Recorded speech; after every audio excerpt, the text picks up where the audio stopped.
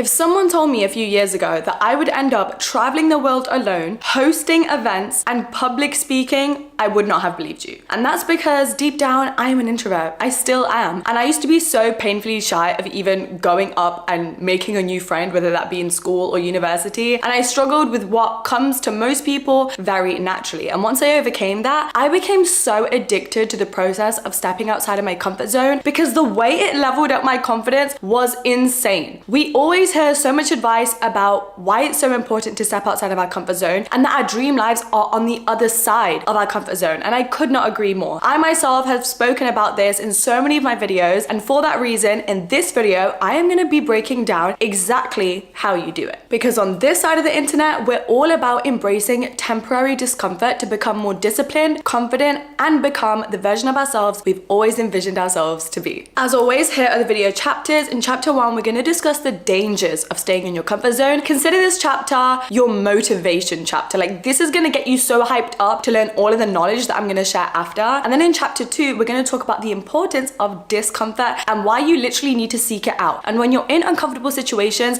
that's where all the growth happens. And a lot of this is actually backed up by science, which I'm going to be sharing. And then lastly, we have the solutions/homework chapter, where I'm going to be sharing a bunch of new habits you can implement into your life so that you can stay accountable on your journey of stepping outside of your comfort zone. But before we get into it, I want to thank listening.com for sponsoring this video. Chapter number 1, the dangers of staying in your comfort zone. And the first thing is, when you stay in your comfort zone, you cannot tell what is good or bad for you. When you stay in your comfort zone, this is addictive. You are satisfying your brain's need to always be safe, because otherwise your brain will have a fight or flight response in any situation that brings you discomfort, even if it's good for you. And because of this addictive response within you, your comfort zone ends up limiting your perspective and recognizing what will actually benefit your development. Because I promise you, 100% of the time, it's going to be the things that scare you, make you nervous, and make you uncomfortable. Your view of right from wrong when it comes to growing yourself and bettering your life becomes blurred, because now your main priority is pleasure and comfort, because that is all you have been exposed to your entire life. The second danger of staying in your comfort zone is limited growth. You are going to find yourself in the same place every single year. And if you feel like every single year I make my vision board or I set my goals, and then at the end of the year I'm like, nothing even happened, and why is nothing going my way, and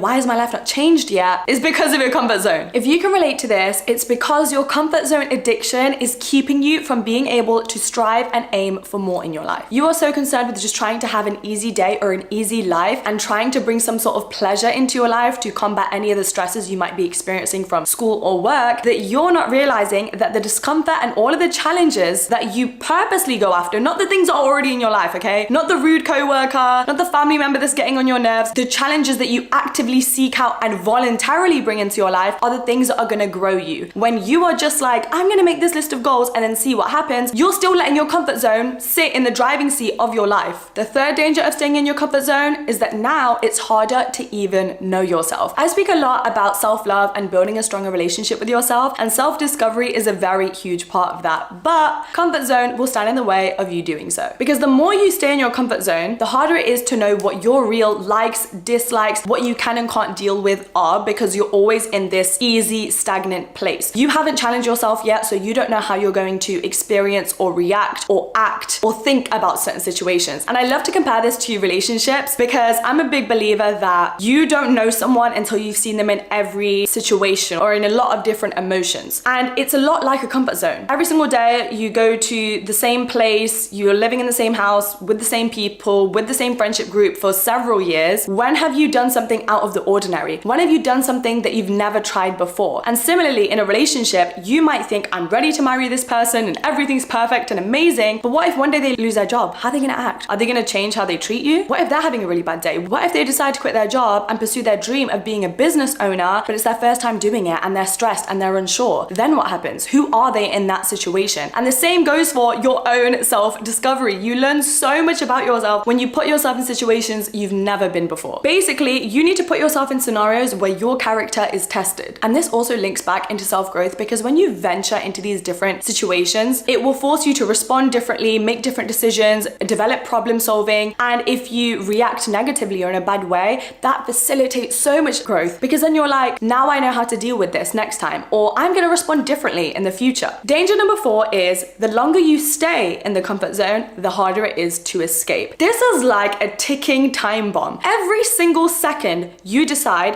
to live your life as you are and not actively seek out anything challenging, the harder you're making your own life for you. You set a goal at the beginning of the year, I'm gonna go to the gym every single day, and you still haven't done it. You starting tomorrow, it's already 10 times harder to now go to the gym than it would have been for you if you did it in January, because now you are even more accustomed to staying in your comfort zone for 6 extra months this year than you have already been. And the more and more days that you wait, the harder that barrier to achieving your goals is going to become, because the addiction grows with the more time that you spend in your comfort zone. And the final danger for this chapter is staying in your comfort zone robs you of so much wisdom, learning, and new knowledge, because your comfort zone is a place where you are familiar and knowledgeable about all of the outcomes in your life. That's why it's called the comfort zone. You're comfortable because you know how things are going to end. You know how that friendship's going to go. You know that you're going to pass that test. You know what's going to happen if you join that class. It's easy. You living your life, everything is predictable. When we enter situations that we don't know if that person's going to like us, we don't know if we're going to stutter when we're on stage, we don't know if we're going to get the job, it makes us nervous. And that's what opens up that fight or flight response in our brain, which makes us feel like this is dangerous. It's so funny because staying in your comfort zone is dangerous,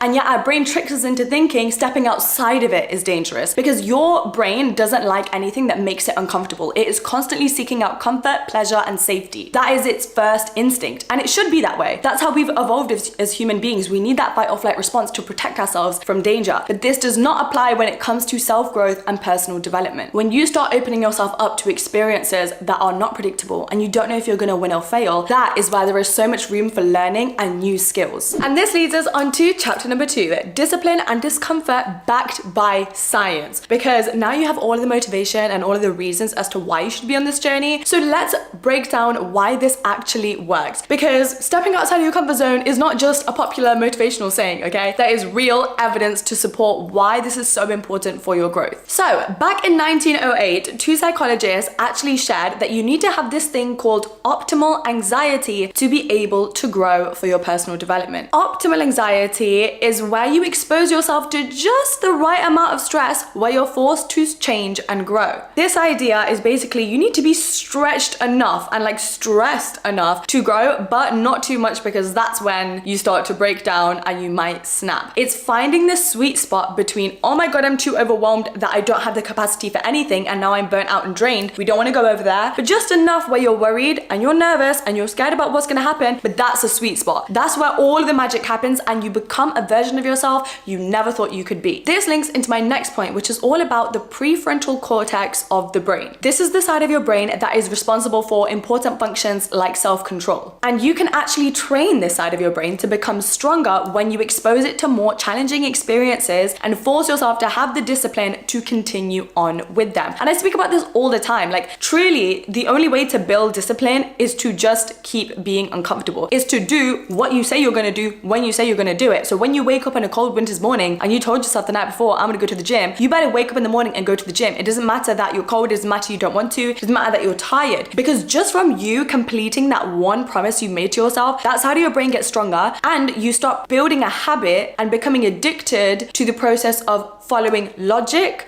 over emotion, which in other words is discipline over comfort and pleasure. Because now, even when you want to go to that networking event but you're scared, your brain thinks, oh, but we felt scared about so many other things, but we go and do the thing anyway. And it becomes this habit loop, this habit cycle that even though I have these difficult emotions, it doesn't matter because I never follow through on them. I follow through on what I say I'm going to do. And then stepping outside of your comfort zone can actually lead to improved brain health and neuroplasticity. That's right, stepping outside of your comfort zone can literally reshape and rewire your entire brain in your favor. Studies have shown that when you challenge yourself and expose yourself to discomfort multiple times, your brain actually starts to adapt to those new things you're experiencing and learning about, which then leads to better brain health. Whereas when you're in your comfort zone, you're stagnant, you're not moving anywhere. Your brain literally is not learning anything new, becoming better, stronger, or wiser. And then lastly, discomfort benefits you because it leads to better emotional regulation. And emotional regulation is my favorite skill to talk about and master because it's gonna save you every time. It's gonna save you when someone's insulting you or being mean. It's gonna save you in your self-love journey. It is going to do wonders in your dating and relationship life and your relationships with anyone for that matter. Emotional regulation means being able to control what emotions you are paying attention to, not what you're feeling, because emotions are gonna come and go, but how long you allow it to bother you and take control over you, as well as the way that you respond to others. As soon as you become the master of your own emotions, everything becomes so easy. And by exposing yourself to more discomfort, you become a master in this. Exposure to discomfort has been linked to something called emotional agility. And all this means is that you have the ability to experience the full range of emotions without becoming overwhelmed by them. And when you repeatedly expose yourself to uncomfortable emotions by putting yourself in uncomfortable situations where you're scared and nervous, you actually start training your brain and your emotions to become more adept at processing them rather than avoiding and suppressing them, which keeps you in your comfort zone and keeps you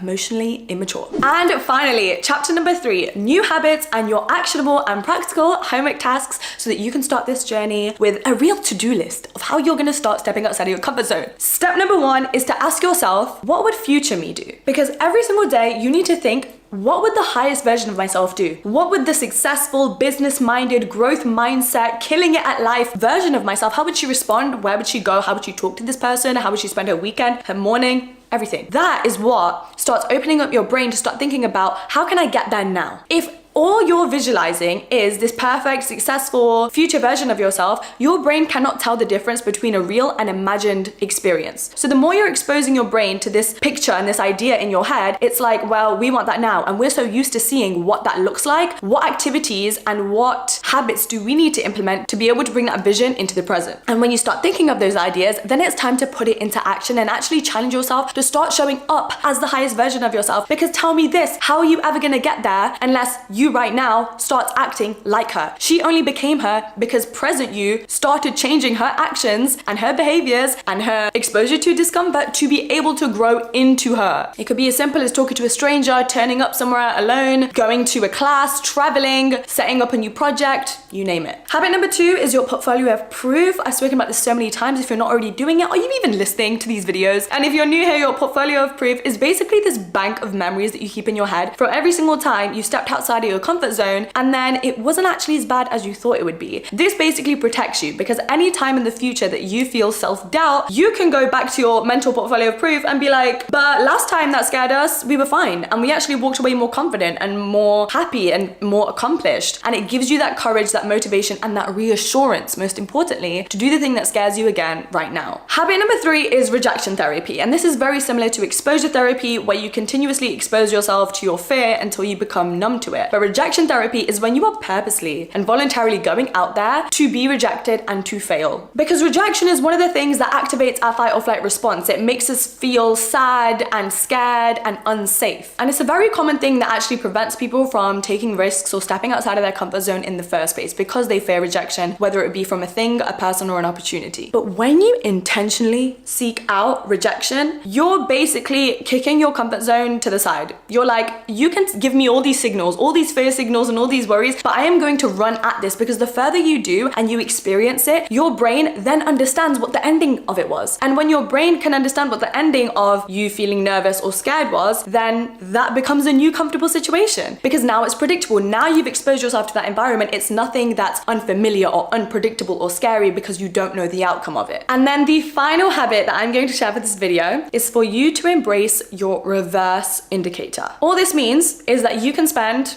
a day or an hour once a day, once a week, by intentionally doing the reverse of your usual actions. And because of this, you will be forced to discover new approaches and experiences. And you know what? This doesn't even need to be huge. One thing I like to do, because this personally used to freak me out and put me outside of my comfort zone, was walking like around my city or like walking home a different way felt nerve-wracking to me. Because I was like, what if I get lost? What if it takes longer than usual? Putting yourself in those new situations where it's not like I'm gonna take these similar turns, I'm gonna take this similar route, is what challenges your habits and pushes you beyond your comfort zone. But other ideas to practice using your reverse indicator would be to make a new friend and like go to a party or a dinner with a new group of people rather than the people you're always familiar with. It's to go outside dressed in a different way, because we dress in the way we do because it makes us feel safe and comfortable. When you're like, I'm gonna go a little bit overdressy and I know people are gonna look at me and judge me, that is a great way to step outside of your comfort zone and do the opposite of what you spend every single day doing. Because the habits that you carry out every single day, most of the time, are within your comfort zone. That's why you do them every single day. Unless you're already a master at growing yourself and implementing all of the things that are hard and tricky, like eating healthily and going to the gym and networking with other people and working at your passion. But even if you've mastered that, it's still little things every single day. How are you going to scare yourself so that you become unstoppable and extremely disciplined? And that brings us to the end of this video. I hope you guys enjoyed it. Please comment down below and let me know what your favorite thing that you learned from this video was, or you can even shoot me a DM on my Instagram because I would love to know. Thank you guys so much for watching. I appreciate you, and I will see you same time next week for a brand new video. Bye.